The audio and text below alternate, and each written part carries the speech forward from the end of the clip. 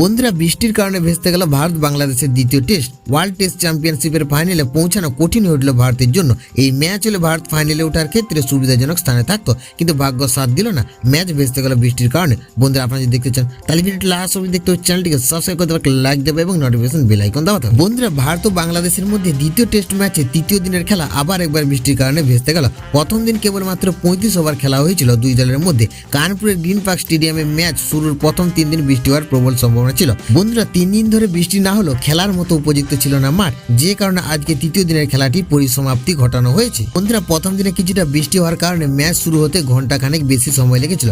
মেঘলা আবহাওয়ার দিকে নজর দিয়ে ভারতীয় দলের অধিনায়ক রোহিত শর্মা টস জিতে প্রথমে বোলিং করার সিদ্ধান্ত নিয়েছে। বন্ধুরা, বাংলাদেশ প্রথম ইনিংসে ব্যাট করে 3 উইকেট হারিয়ে 107 রান করে বাংলাদেশ দলের হয়ে 81 বলে 7টি চারের বিনিময়ে 40 রান বানিয়েছিলেন মমিনুল হক।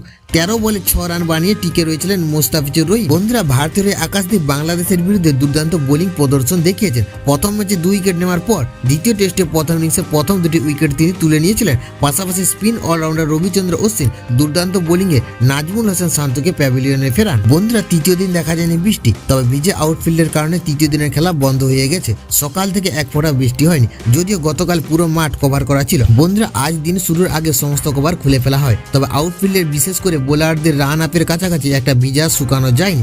আর এরকম পরিস্থিতিতে কোনো দল খেলতে চাইবে না, সেই কারণে আজকের ম্যাচটি শেষ করা হয়েছে। বন্ধুরা, পরস্পর 2 দিন এক ওভারও খেলা না হয়ে ভেস্তে গেল ম্যাচ, ফলস্বরূপ ম্যাচটি ড্র হওয়ার সম্ভাবনা প্রবল।